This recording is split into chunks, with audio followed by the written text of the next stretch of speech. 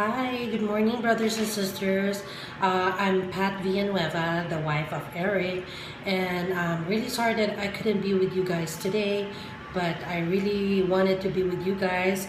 I'm sure you're having a great time there, but I've already have a prior commitment in attending the Sanctity of Life here in Southern California. But anyways, regarding my part on the effective communication in marriage, I just want to talk about briefly on some of the obstacles to good communication. Well, for one, is that if we already have a fixed self-image of ourselves, um, self-image of ourselves, or an image of our spouse, like we would always put in our mind that, this is me, I cannot be changed anymore. This is how I've been since from the start. That I always get my way, right? Because since I'm the youngest, or for whatever reason, or maybe you already have a fixed image of your spouse, like he will never change, or he is stubborn, or he's lazy, something of that effect. That can be sometimes an obstacle to an effective communication in marriage, because it seems like you're saying that there's no more room for improvement, and one is not anymore open to any suggestions or whatsoever. So if we can minimize on just being fixed on our of our self-image and the image of our spouse, and look at the positive side of things, that still it can be done, that if the Lord wants us to change. For instance, when I was single, I used to be very, very sensitive, and I think while me and Eric were going out, it added strain on him, because whatever little thing that he would say, I'm already mad, because I would say, "Oh, what do you mean by that? You're hurting my feelings." So it seems like he's not free anymore to convey his whatever that he needs to say, right? So in order for us to have an open communication with our spouse, we have to be open also to the ideas, to the point of views of the other person. Now, another obstacle is that we're not listening to one another. Maybe we're too busy with the hustle and bustle of life, and maybe we just want to be selective in our listening, or maybe even if the other person is still saying their point of view, you're already thinking of ways that you could come back or rebut the person's idea. So that's another obstacle, when we're not listening to one another. The third obstacle is when we are already resigned to the current situation. For instance, if there's always a recurring problem, and then we always just end up saying, there's no more to discuss, because it's always been like this for so many years. So why even bother to change? To change the situation. But actually, when we open ourselves to God's prompting, to God's ways of transforming our lives, we can be he can make things, he can turn things around, and make the ugly things possible, make it beautiful. And so we cannot just be resigned to the current situation as if there's no more room for improvement, right? And then we could also say, we don't have anything to talk about. It may be a little bit awkward sometimes when you're not so familiar, or when you're not so used to constant dialoguing, because you're always saying, we always end up fighting. But there's so much to talk about. It doesn't have to be the issues in life that you just need to talk about. It could be about your children, about each other's achievements in life, just about anything, even with what happened with you during the day, right? A good a good practice is that, for us in our house, we practice this high and low, where we go after dinner, we would go around amongst us, like for Eric, then myself, and the children. We would say, okay, let's share about our high, meaning the happy things or the highlights for the day, and also the low, whatever that makes them feel sad or something. It could be as simple as that to start, for a start, right? So sometimes, like for instance, for my kids, I would say, oh, my high is that I aced the test, or that I got a treat from one of my friends. The low is that, I didn't get to study well, or I didn't get enough rest, something like that. It could be simple, very simple, but it opens up the conversation amongst the family. So the same thing with you, husband and wife. You could also do that if like it's awkward for you to start your day with just the usual conversation of how your day went. So you could just do the high and low for a start, and then build up on it as you become more comfortable in discussing longer, and more so discussing issues in life. What are other obstacles? Well, it could be an obstacle, but it could also be a strength, about the differences between men and women. Because it says here, I have my notes. Sorry if I'm constantly looking at my notes because I don't want to miss anything. So it's saying some differences between men and women. Men need to communicate verbally less than women. Um, I noticed this because sometimes when somebody would call my husband, let's say for anything, and then I would ask him something about the issue, about what was being talked about, and he would say, "Oh, we didn't get to discuss it," and to me it's like, "Oh, but that's very that's common, or that's what you should have asked too, right?" Like for instance, let me cite an example. Let's say somebody had called him and said, "Oh, sister da da da had given birth already." So maybe Eric would just say, "Oh, praise God, so when?" Or like that.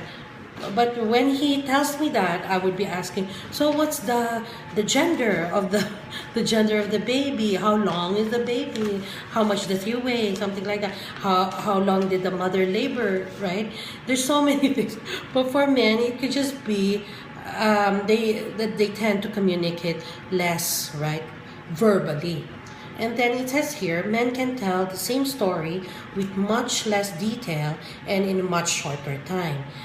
And then also, men deal more in ideas and concepts, women more in personal feelings and reactions. And then men tend to see the whole picture and can live with a problem, while women want it dealt with immediately. So if you would look at the differences of men and women, it could be a blessing also, that so to add balance, right? It doesn't have to be that because there's a difference between men and women that it should be an obstacle already. We can work things out in order to make our communication or our relationship as husband and wives better. Okay, and another thing that I need to discuss with you is how you should handle disagreement in marriage. Because let's face it, it's not always rosy, it's not always it's not always happy times, but also how do we deal when we are in disagreement, right? First is that we deal with issues before they build up. We nip it to the bud, in other words. We stick to the issue, we discuss the issue, and if at all possible, be objective and focus on the real issue. Avoid calling each other name, or do not be judgmental. More so, do not say, "Oh, you're just like your parents," or "You're just like your mom or your dad." I mean, it doesn't solve anything, right? And do not allow the discussion to lead you to discussing other issues and losing focus on the issues at hand. So always to stick on the issue and be very careful in dealing with it. Have the right motivation. When you discuss about things, or handling disagreement, the goal is unity based on love and not on determining who's right or who's wrong. right? And then there's always a perfect time to discuss about, problems or issues in life. Make sure that one is ready to receive your suggestion or positive criticism, right? And it's not like you would discuss about the problem already when one is just got home and so tired from work, and then you discuss it right away. Just find the perfect time and make sure to start it with always with a prayer. And then another thing is that we have to learn to accept correction, because our ways are not always right, or our ways are not always the has to be done, or has our suggestion has or advice has to be done all the time. Maybe the point of view of the other person is more beneficial at a certain situation, right? So learn to accept correction without being defensive. Be open to the points of view of the other person. And when it comes to when it gets heated already, just it's better to be quiet and just allow the Lord to talk between the two of you. Maybe for me, it's always like this. I could cite an example. When we went to uh, Venice, we had a personal vacation in Europe sometime last month. And when we got to Venice, for some reason, we got into disagreement, but it's something very light. It started very small, but I don't know how it got bigger. And in fact, we probably have lost some hours of sleep there, but it wasn't too big to start with. I think that's the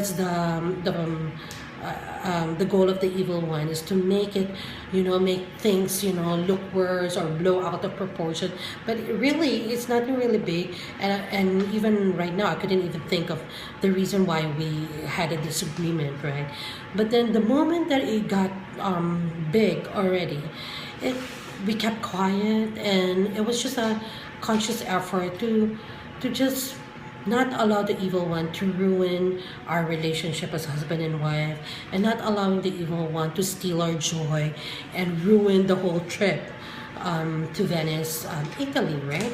Because it doesn't happen all the time that we get to go there. So we have to be really conscious about it, and always hang on to God to help us deal with issues in life, deal with especially when you're in a situation when you're disagreeing as a husband and wives. And then later on, in when everything gets resolved, or when you are in a better mood, evaluate what had happened in the argument, what could have been done better. Because sometimes, even if your intention is good, or even if the words that you use are good, but the way you relay your message could be taken out of context. So be very careful what could have been, how could it had been dealt better. And then also at the same time, when you it's better, like if you discuss with a problem, you would just say, I felt hurt, or I didn't like it when you did that, and stuff like that, rather than saying you hurt me, or you caused me pain, or you did this that made me do something. It's always that I got hurt, or I was, I'm not understanding you, or something to that effect. So we have look at the obstacles to communication and handling disagreements.